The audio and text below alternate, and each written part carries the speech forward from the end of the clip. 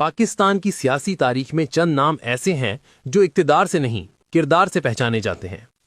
ایسے ہی ایک نام ہے علامہ شاہ احمد نورانی صدیقی رحمۃ اللہ علیہ، جنہوں نے دین کو صرف واعظ تک محدود نہیں رکھا بلکہ آئین، سیاست اور معاشرے میں حق کے ساتھ کھڑا کر کے دکھایا۔ علامہ شاہ احمد نورانی صدیقی رحمۃ اللہ علیہ صرف ایک عالم اور سیاستدان نہیں تھے بلکہ ضمیر کی مکمل اور بلند آواز تھے۔ علامہ شاہ احمد نورانی صدیقی رحمۃ اللہ علیہ جیسے لوگ تاریخ میں بہت کم پیدا ہوتے ہیں اور قوموں کو صدیوں تک راستہ دکھاتے ہیں۔ علامہ شاہ احمد نورانی رحمۃ اللہ علیہ 1 مارچ 1926 کو میرٹھ، برطانوی ہندوستان میں پیدا ہوئے۔ آپ عالم اسلام کی عظیم اور متفقہ شخصیت علامہ عبدالعلیم صدیقی رحمۃ اللہ علیہ کے فرزند تھے۔ وہی علامہ عبدالعلیم صدیقی رحمۃ اللہ علیہ جو برِ صغیر کے معروف داعی اسلام، عالمی مبلغ اسلام اور آل انڈیا سنی کانفرنس کے بانی تھے، جن کے لیے الگ سے ایک ویڈیو بنائی جائے گی۔ علامہ نورانی رحمۃ اللہ علیہ کی علمی، فکری اور دعوتی تربیت گھر ہی سے شروع ہو گئی تھی۔ قیام پاکستان کے بعد آپ نے پاکستان کو اپنا مستقل وطن بنایا اور کراچی کو اپنی علمی و سیاسی سرگرمیوں کا مرکز بنایا۔ علامہ شاہ احمد نورانی رحمۃ اللہ علیہ صاحب مطالعہ، عالم اور شستہ زبان مفکر تھے۔ ان کی گفتگو میں سختی کی جگہ دلائل ہوتے تھے۔ وہ اختلاف کو دشمنی میں بدلنے کے قائل نہیں تھے اور اسی لیے فرقہ وارانہ کشیدگی کے سخت مخالف رہے، اور اسی فرقہ واریت کو ختم کرنے کے لیے ملی یکجہتی کونسل کا قیام عمل میں لایا۔ علامہ نورانی رحمۃ اللہ علیہ سیاست میں کسی ذاتی مفاد یا اقتدار کی خاطر نہیں آئے۔ وہ سمجھتے تھے کہ اگر اقتدار کے فیصلے غیر اصولی ہاتھوں میں ہوں تو معاشرہ بگڑ جاتا ہے۔ اسی سوچ کے تحت انہوں نے جمعیت علماء پاکستان کی قیادت سنبھالی اور کئی مرتبہ قومی اسمبلی کے رکن منتخب ہوئے۔ 1973 کا آئین اور اسلامی دفعات آئین میں شامل کروانے میں علامہ شاہ احمد نورانی رحمۃ اللہ علیہ کا کردار تاریخ کا تسلیم شدہ باب ہے۔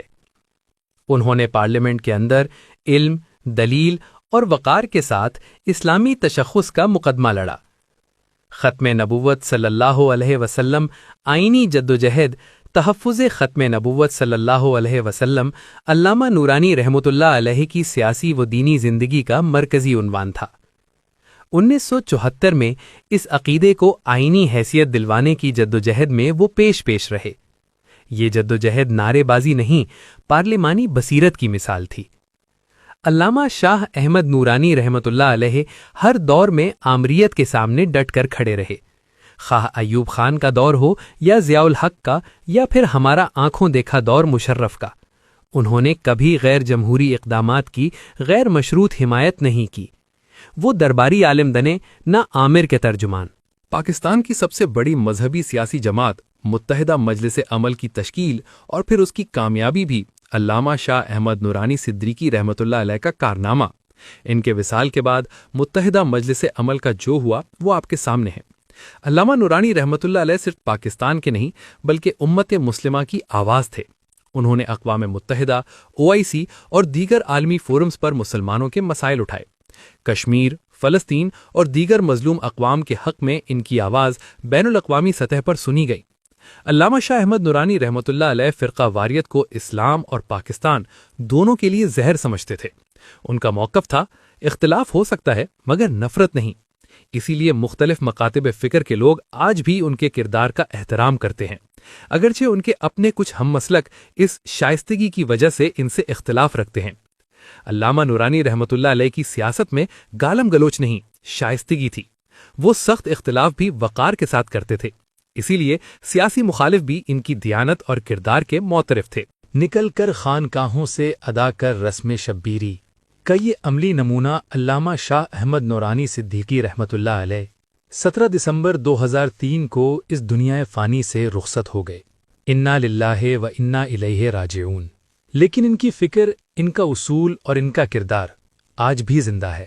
آج کی سیاست میں جب اصول کمزور اور مفادات مضبوط ہو چکے ہیں، علامہ شاہ احمد نورانی رحمۃ اللہ علیہ ایک معیار بن کر سامنے آتے ہیں۔ آپ گوگل کر کے دیکھ لیں، پاکستان کی تاریخ کے شاید واحد مولوی سیاستدان ہوں گے جن پر کرپشن، ہارس ٹریڈنگ، مفادات پرستی یا پرسنل مفادات کے حصول کا کوئی ایک بھی الزام نہیں ہوگا۔ اسی لیے کہا گیا، سینائے باطل میں گڑ گیا جو وہ خار تھا نورانی، بازار سیاست کا اجلا کردار تھا نورانی۔